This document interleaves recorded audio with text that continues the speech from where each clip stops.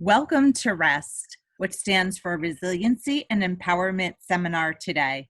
I am Susan Gans, and I am your host.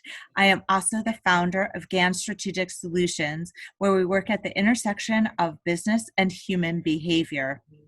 This show is about hearing from leaders of small, mid-sized businesses as well as nonprofits. We hear about the journeys of the leaders in terms of their careers, and we hear about their organizations, and importantly, how they're being resilient, especially during these challenging and unprecedented times. I'm so delighted today to introduce our guest, Lisa Gatti. Lisa is the founder and chief executive officer of Pal-O-Mine Equestrian, Inc. She holds a BS in elementary and special education and an associate's in business management. She has lent her skills as a special education teacher in an alternative high school setting for Nassau BOCES and Brentwood Residential Center prior to starting PalOMine in 1995. So you're celebrating 25 years, right? Anniversary this year. She has supplemented her education throughout the years with leadership programs, graduating from Leadership Huntington in 2002 and the Energy Partnership, the Academy of Regional Stewardship at Malloy College in 2010.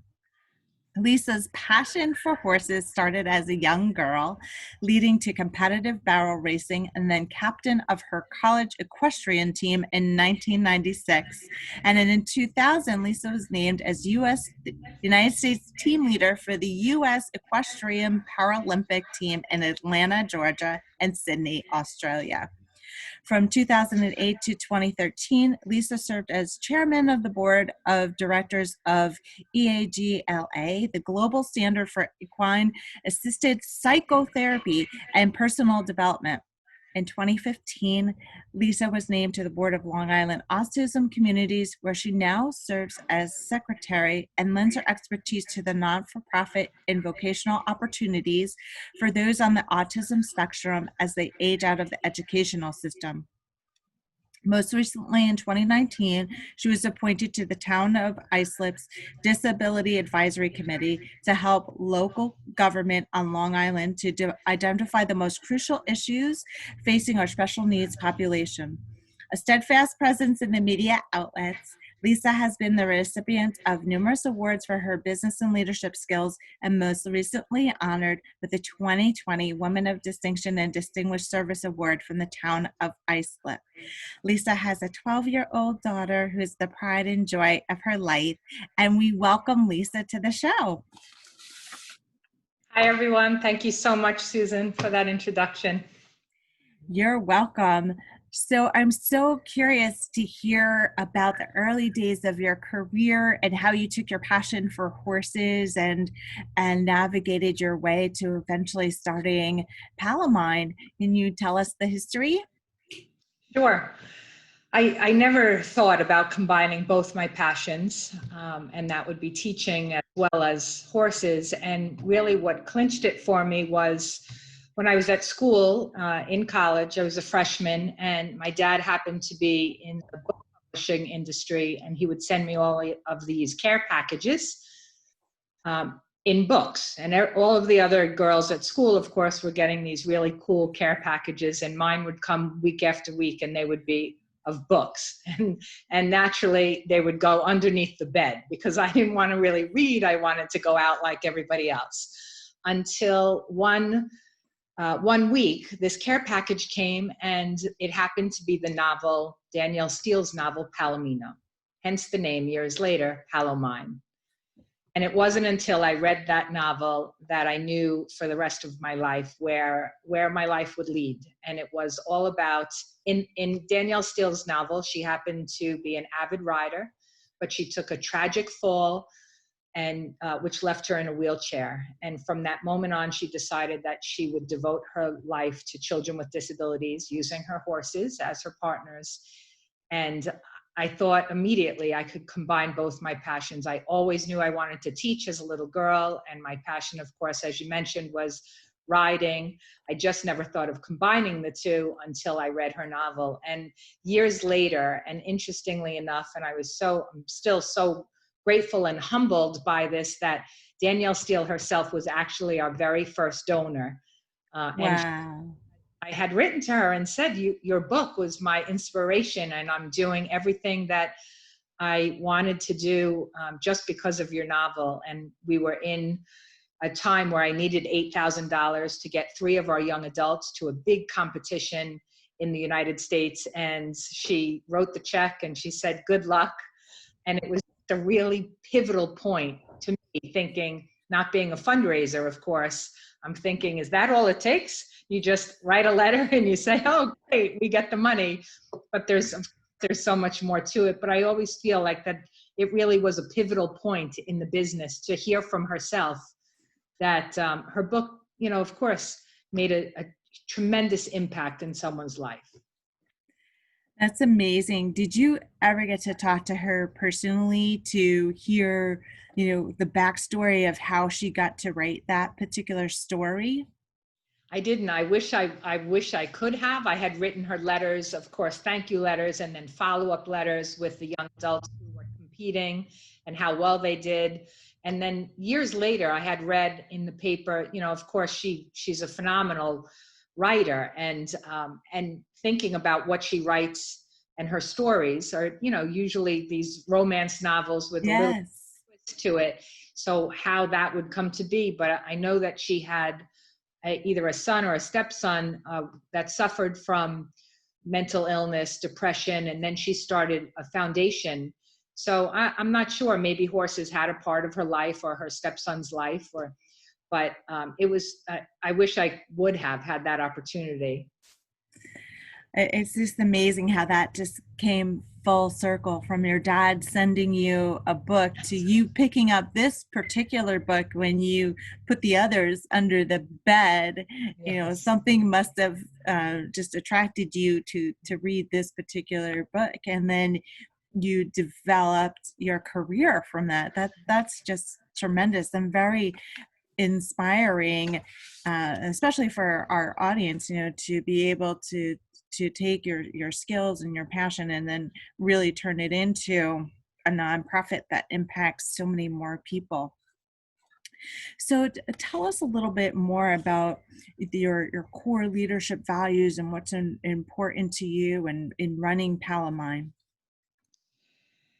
I think, PalOMine's mission is all about giving back and making a tremendous impact in those we serve, in their lives and their families' lives, because there's always that ripple effect. The people that we see, all of a sudden you say, oh my gosh, we didn't, our horses just didn't help this one person. There's a huge ripple effect, especially when there's a family dynamic or systemic, family things involved in that. And I think the biggest thing to me, because our mission is to really facilitate growth, learning, and healing using our horses and our 13 acres and our livestock.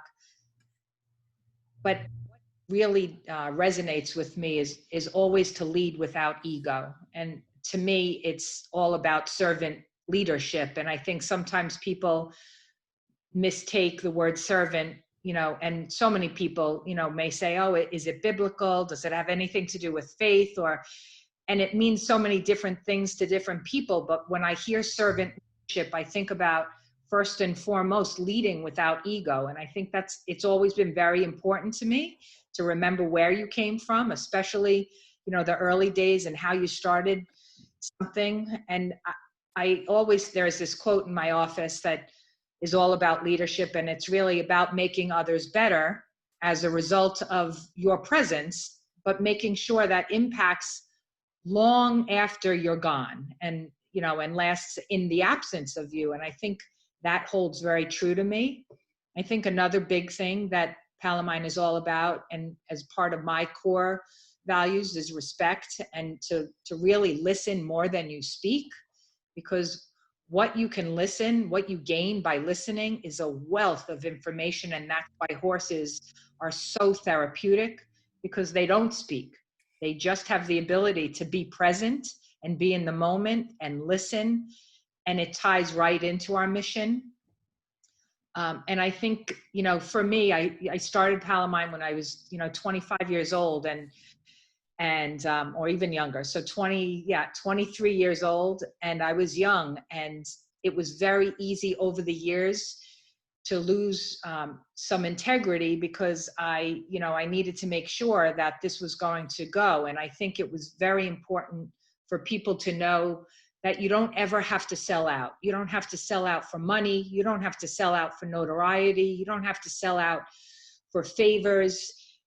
If you stick to your core convictions, you'll be able to go, and you'll be able to move whatever you're trying to move forward.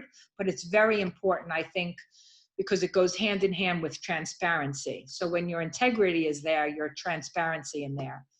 And I don't know whether it's a core value or not, but to me, making a difference in other people's lives, that's huge. That's huge. Not only is it very, very fulfilling intrinsically, but it's you're making a difference, not based on condition. If you're doing it the right way and you're doing it for the right reasons, and the word unconditional, you're changing someone's life for the better. To me, there's nothing like it. That's amazing. I'm just wrapped in your story about leading without ego, and really what also struck me is what you said about the horses, and how the horses are present and listening, and truly being there with the person and meeting the person where they're at. And I think especially during these times, that's exactly what people need, is to be heard, to be seen, to be heard, and for people to be fully present. Because I feel that during this pandemic, it sort of shined a light on the busyness of life. And here we are, we're slowing down, we're taking the time now. I know personally, having family dinners again during the week. And so that's been quite nice. How do you maintain the horses, their disposition, so that they're able to be present? Just we talk about self-care as humans. What's the self-care like for horses? That's such a great question. A lot of people never ask about that, because there is a lot of self-care that goes into our horse routine and our horse regimen. And because we work with some very difficult, challenging, vulnerable clients and populations, the horses do need time to be able to debrief their sessions. Horses naturally are prey animals, but because they're prey animals, they are very, very in tune to their surroundings. And their job always is to make sure that they keep themselves safe.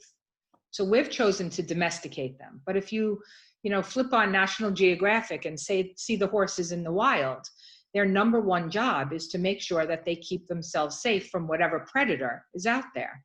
And since they operate in that prey status, they're on high alert all the time, and they need to be vigilant about keeping themselves safe. So it's whether we're in their space or whether a mountain lion is in their space, right? Their job, again, is to make sure that they're safe at all times.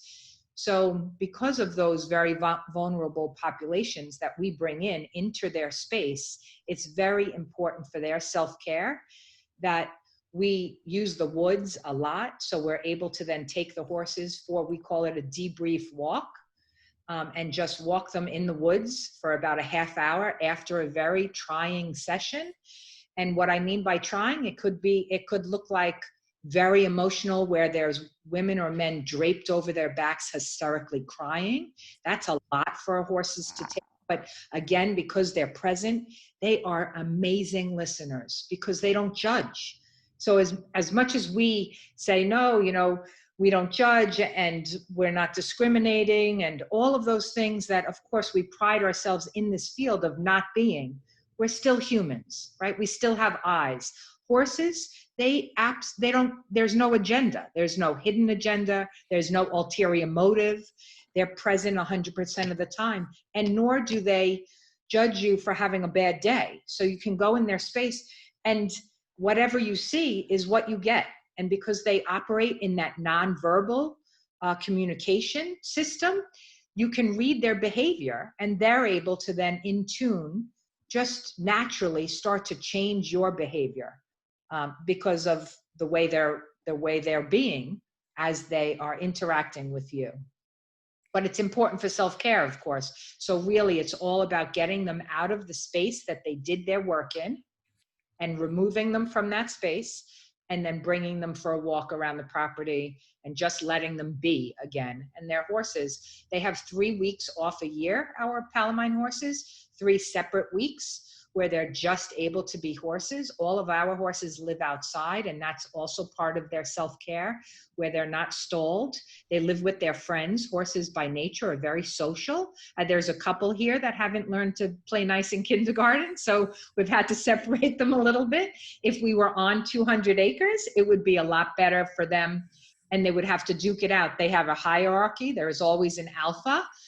So because of that, but if you that status, it really lends itself to work very well with gang involvement or military culture, family systems, school systems, because again, there is always a boss.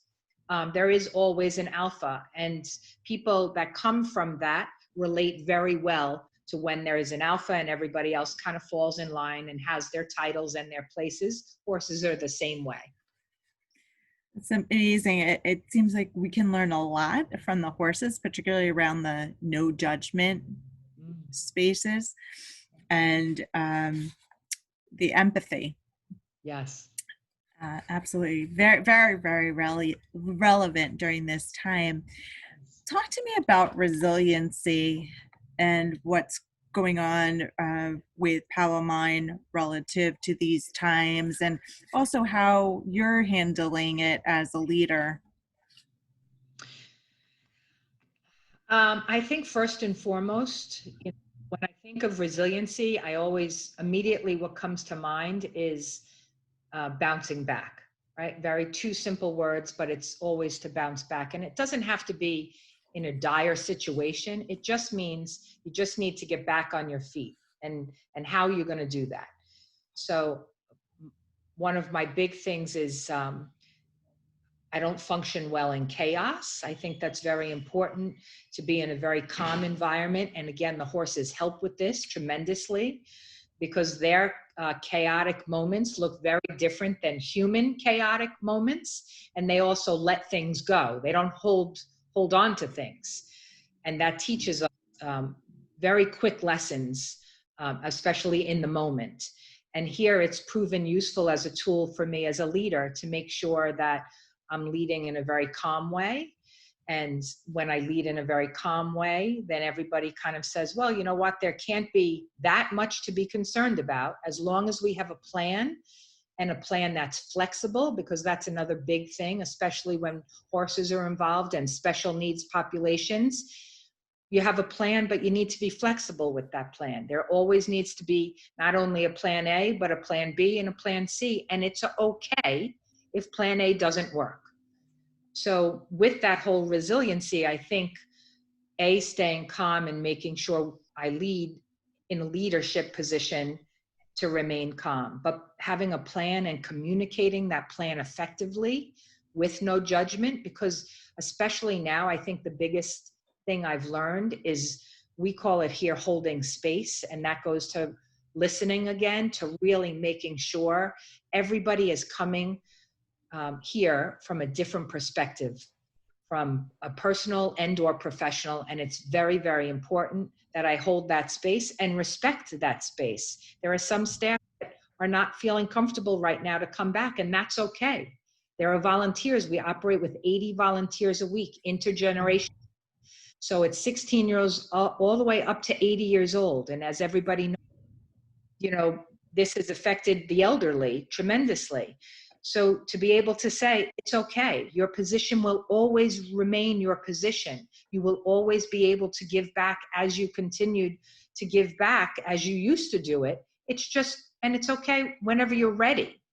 And that's okay as well. So I think a lot about how we've navigated through this. And, you know, just 2 days ago is when we began our reentry process. So doing it slowly, making sure that we have everyone's on the same page, and there are no exceptions. And I think that that's very, very important, where everything is consistent. So when we say, if someone has a temperature, they can't get out of the car, it doesn't matter whether they've been a client for 20 years or 1 year.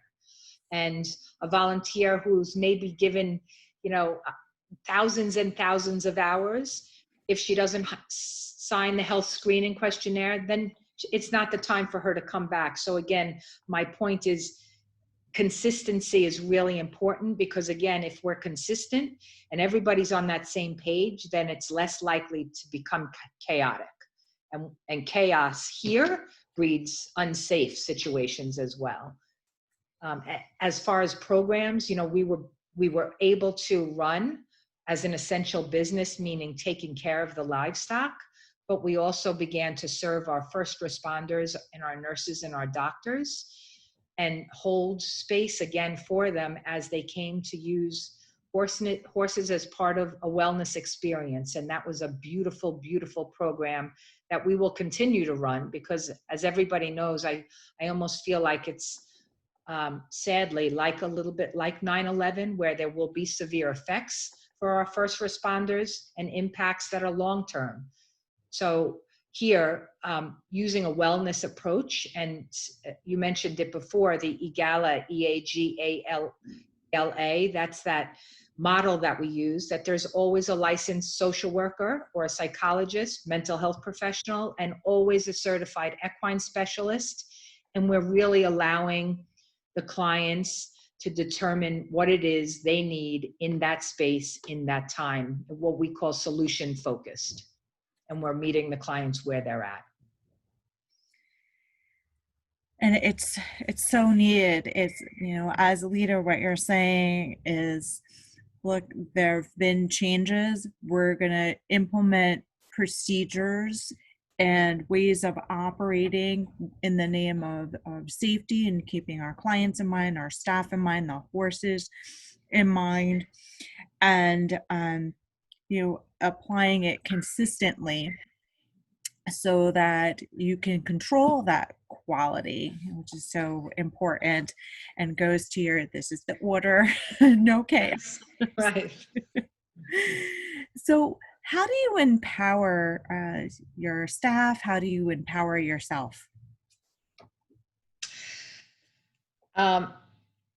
First, sometimes I think that empowerment, I've heard it said in the community a lot, that it's a negative word, or somehow, I guess, gets misconstrued because it's thought of as giving power to, or there's the word authority, and there's mixed feelings on the word authority today, right? In so many different venues, just the word authority. But to me, I look at it so differently.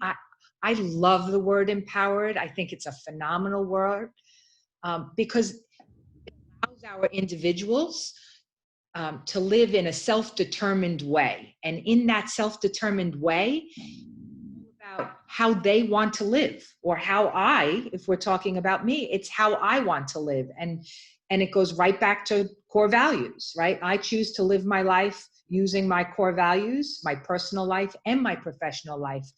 And here at PalOMine, we are all about empowering people to live the lives that they want to live, not that I want them to live, or not that, my parents want me to live.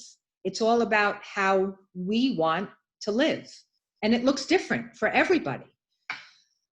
And as far as my staff, I think it's important to, you always want to allow mistakes, right? Everybody makes mistakes. So do I think I'm a perfectionist? I hold myself to very, very high standards, and I think that that's okay for me, but I'm also never afraid to take risks. And if that change or if that shift doesn't work, then that's okay. It's okay to make mistakes. And I think the staff knows that. I think also to be able to allow the people to go through changes and embrace that, to respect where they're coming from. I think that's all part of empowering them as well, to hear them, to give them a voice.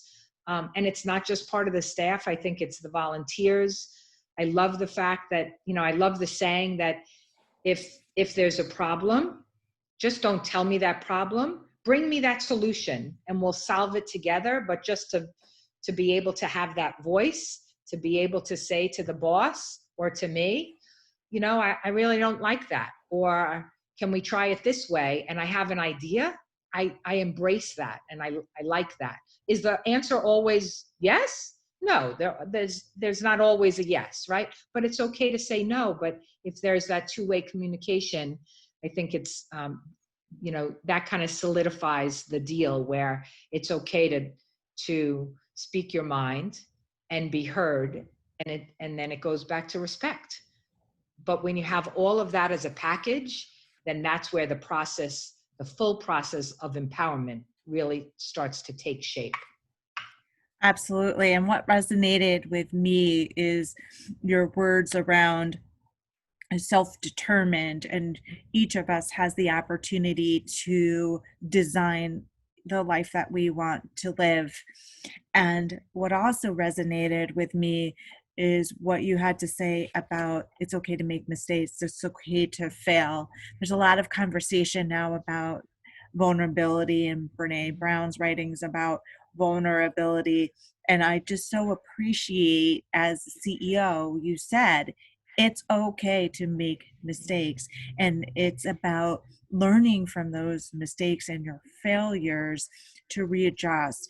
And it helps to take those risks and do something a bit differently, because it can only make the program different. And if that approach doesn't work, but the idea is good, you tweak it and you keep getting better and continuously learning. And that's what I'm getting from what you had to say. So, Lisa, what would you like people to remember about our conversation today? Um,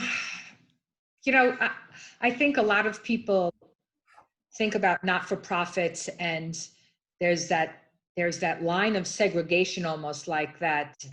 We're not a corporation and we're a not-for-profit.